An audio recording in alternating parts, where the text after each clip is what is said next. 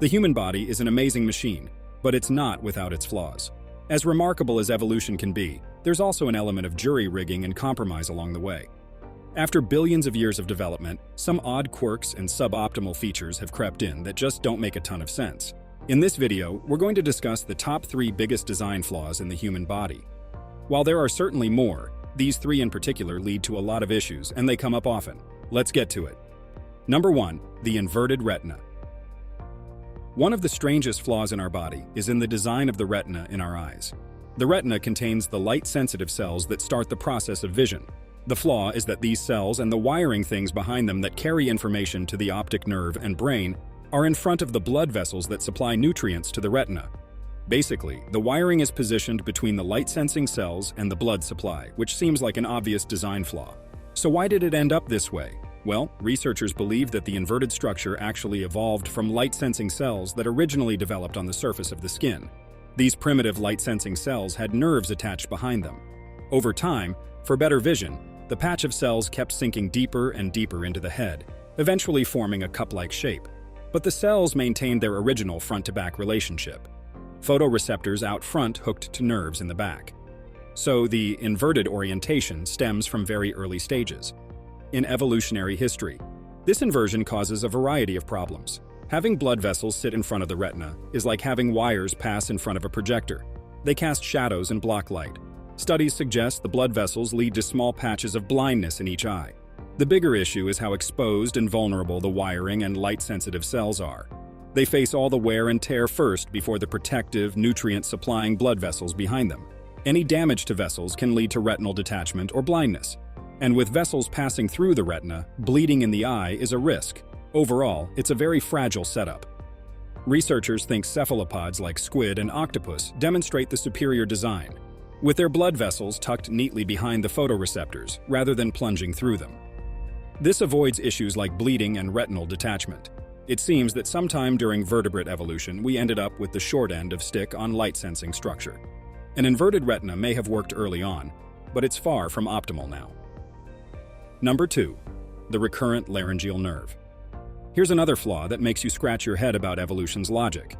This involves the path of a nerve that controls muscles related to our voice, swallowing, and breathing, the recurrent laryngeal nerve.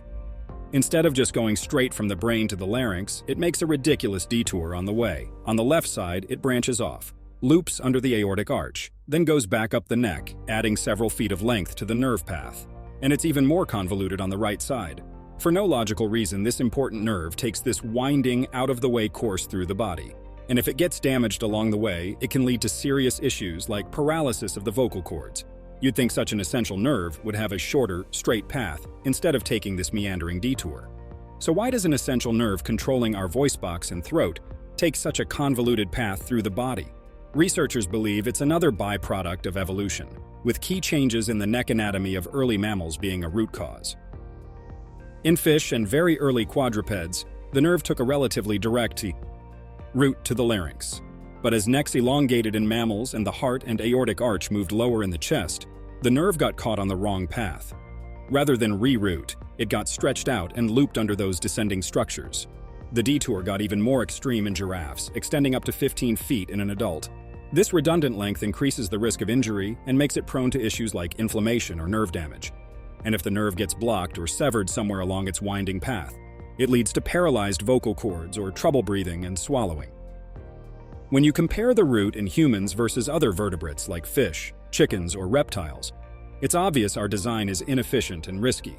The fact that such an important nerve doesn't take the most direct pathway is an obvious engineering oversight.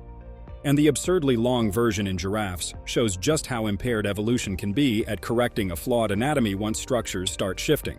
While it still works most of the time, it's easy to see why the recurrent laryngeal nerve is considered one of the body's big design flaws. Like a faulty antenna cable winding in loops when it should run straight. It's a kludge job by evolution that leaves much to be desired. Number 3. The appendix. Lastly, there's the human appendix. That little nub coming off our large intestine and digestive tract isn't good for much nowadays, yet the faulty design leads to problems. The appendix seems to be a leftover component in the system that evolution hasn't quite stripped away. Though it may have aided early human digestion at some point, today its usefulness has dwindled. However, it hasn't dwindled enough to not be an issue when things go wrong, as inflammatory conditions like appendicitis are still common. Blockages then can cause infection and tissue death if not urgently treated. With no current useful function and the risks it presents, keeping the appendix around seems like more trouble than it's worth from an engineering perspective. Our primate cousins like chimpanzees have also maintained their appendix over the course of evolution, but when compared to most other mammals, the appendix looks even more like an ineffective leftover. Species all over the mammal family tree have lost their appendix through evolution, including horses, dogs, dolphins, and rabbits. For them, stripping away the appendix resulted in less complicated digestive tracts. Perhaps someday natural selection will also eliminate our redundant appendix. But until then, we're stuck with the ticking time bomb hanging off our large intestine. It's no wonder appendix removal surgery is one of the most common operations worldwide. Getting rid of it proactively just makes good engineering sense. Even with its flaws, the remarkable human body still does its job pretty well most of the time. But perhaps evolution still has some work to do ironing out some of these strange quirks, like the inverted retina, that convoluted laryngeal nerve root, and that pesky appendix. If we could remodel the body from scratch, surely we'd correct these clear design oversights. But until then, they'll continue to plague our otherwise capable functions. Those are 3 of the biggest flaws. Do you know any other odd design choices in our bodies that don't make much sense? Let me know in the comments. If you want more videos like this, be sure to hit subscribe and the bell icon. Why not like the video too? It will greatly help the channel.